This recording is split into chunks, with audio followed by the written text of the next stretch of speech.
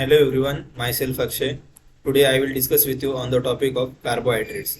So, carbohydrates are organic compounds composed of carbon, hydrogen, and oxygen atoms.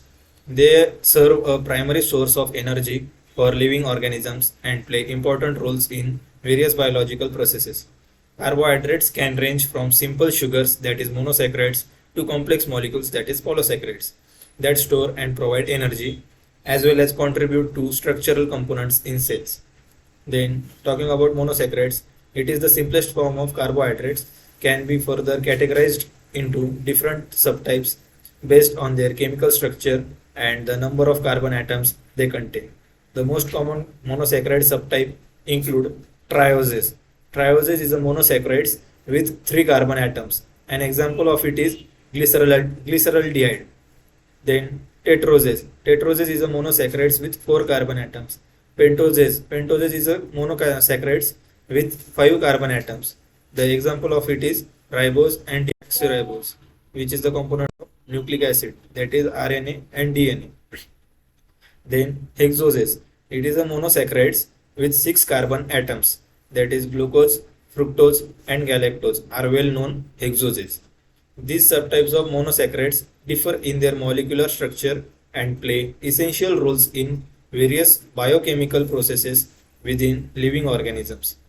Talking about disaccharides, these are the type of carbohydrate composed of two monosaccharide molecules linked together to a disaccharide glycosidic bond. There are three common subtypes of disaccharides, each formed by combination of different monosaccharides. First, sucrose. It is composed of one glucose molecule and one fructose molecule linked together. Then, talking about another example, that is lactose.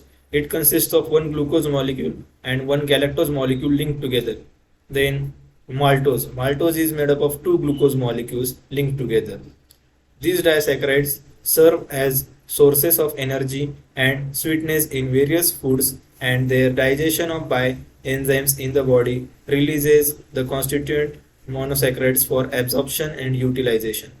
Now, polysaccharides. Polysaccharides are complex carbohydrates composed of multiple monosaccharide units linked together.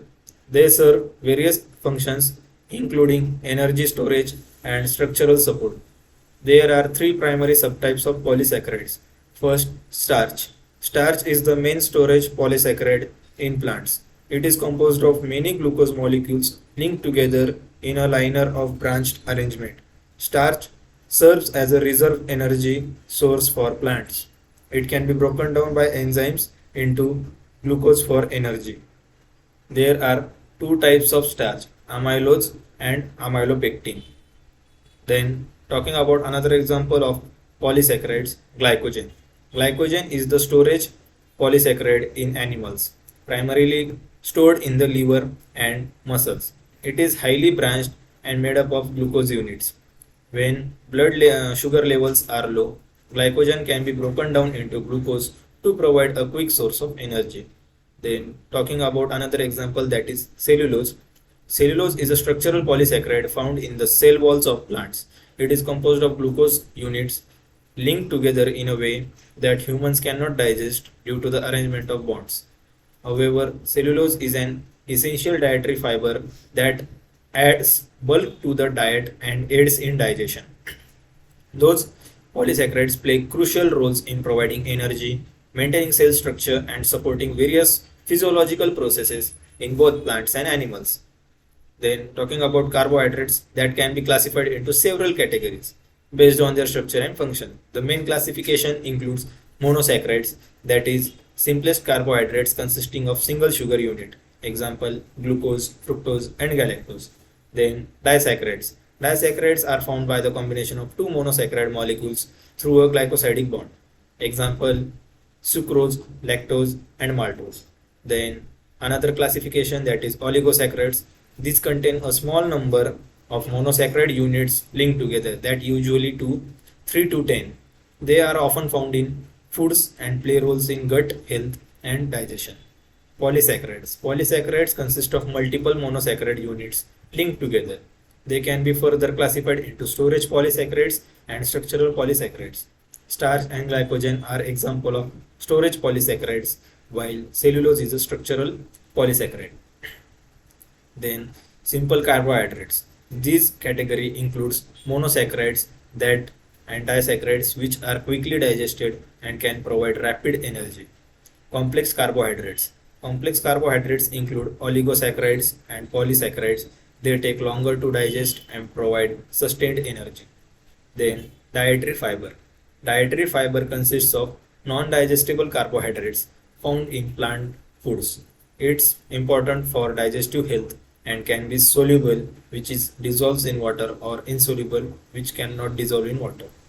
Then functional carbohydrates. Some carbohydrates have specific functions beyond providing energy, such as glycoproteins and glycolipids that play roles in cell communication and recognition. Carbohydrates serve various functions in the body, including energy production, structural support, and cellular communication. Their diverse forms and roles make them a fundamental part of a balanced diet. Then carbohydrates serve a variety essential functions in living organisms that ranging from providing energy to supporting structural integrity and facilitating cellular communications. So functions are energy source. Carbohydrates are primary source of energy for the body. When broken down and metabolized, they provide glucose, which cells use for fuel to carry out various processes, including muscular activities and brain function. Then second function, that is energy storage. Carbohydrates can be stored as a glycogen in the liver and muscles. Glycogen serves a readily available energy reserve that can be quickly broken down into glucose when the body's energy demand increases. Then third function, that is the structural support. Carbohydrates contribute to the structural integrity of cells and organisms. In plant, cellulose forms of the cell walls, providing rigidity and support. Chitin, a carbohydrate derivative, is found in the exoskeletons of insects and other arthropods. Then cellular communication. Carbohydrates are involved in cell-cell recognition and communication. Glycoproteins and glycolipids on cell surfaces play crucial roles in processes such as immune response, tissue development, and cell signaling. Then another function, that is digestive health. Dietary fiber, a type of carbohydrate, supports digestive health by adding bulk to stool and promoting regular bowel movements. Soluble fiber can also help regulate blood sugar level and lower cholesterol.